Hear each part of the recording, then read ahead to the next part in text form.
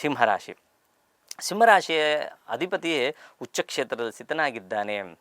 ಎಲ್ಲ ವಿಚಾರದಲ್ಲೂ ಒಂದು ಒಳ್ಳೆಯ ಮನ್ನಣೆ ಸಿಗುವಂಥದ್ದು, ಕೌಟುಂಬಿಕ ವಿಚಾರದಲ್ಲಿ ಉತ್ತರೋತ್ತರ ಅಭಿವೃದ್ಧಿ ಆಗುವಂಥದ್ದು, ಹಣಕಾಸಿನ ವಿಚಾರದಲ್ಲಿ ಅನಿರೀಕ್ಷಿತವಾಗಿ ಏನೂ ಗೊತ್ತಿಲ್ಲಪ್ಪ, ನಾನು ಅಂದ್ಕೊಂಡಿರಲಿಲ್ಲ ನನಗೆ ಪ್ರಮೋಷನ್ ಸಿಗುತ್ತೆ ಅಂತ, ಆದರೂ ಪ್ರಮೋಷನ್ಗೆ ಒಂದು ದಾರಿ ಕಾಣಿಸ್ತಾ ಇದೆ ಅನ್ನೋ ಒಂದು ಭಾವನೆಗಳು ಮೂಡುವಂಥದ್ದು, ಮಾನಸಿಕ ವಿಚಾರದಲ್ಲಿ ಚಂಚಲತೆಯಿಂದ ದೂರ ಆಗುವಂಥದ್ದು, ಏನೋ ಒಂದು ರೀತಿಯಂಥ ಆ್ಯಂಗ್ಸೈಟಿ, ಒಂದು ಸ್ವಲ್ಪ ಆತಂಕ ಇರುವಂಥದ್ದೆಲ್ಲ ದೂರ ಆಗಿ ಆಹ್ಲಾದಕರವಾದಂತಹ ವಾರವನ್ನು ಖಂಡಿತ ಕಾಣ್ಬೋದು.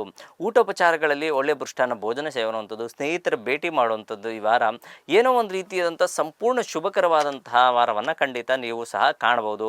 ನೀವು ಒಂದೇ ಒಂದು ವಿಚಾರ ಆದರೆ ಮಾತಿನ ವಿಚಾರದಲ್ಲಿ ಮಾತ್ರ ಹುಷಾರಾಗಿದ್ದರೆ ಸಾಕು. ವಾಗ್ದೇವಿ ಸರಸ್ವತಿಯ ಒಂದು ಸ್ಮರಣೆ ಮಾಡ್ತಾ ಬನ್ನಿ, ಜೊತೆಗೆ ನಾರಸಿಂಹನ ಒಂದು ಸ್ಮರಣೆ ಮಾಡಿ ಅದ್ಭುತವಾದಂತಹ ವಾರವನ್ನು ಖಂಡಿತ ಕಾಣ್ಬೋದು. ಬುಧವಾರ, ಶನಿವಾರ ಹಾಗೂ ಭಾನುವಾರ ಶುಭವಾರಗಳಾಗಿರ್ತವೆ.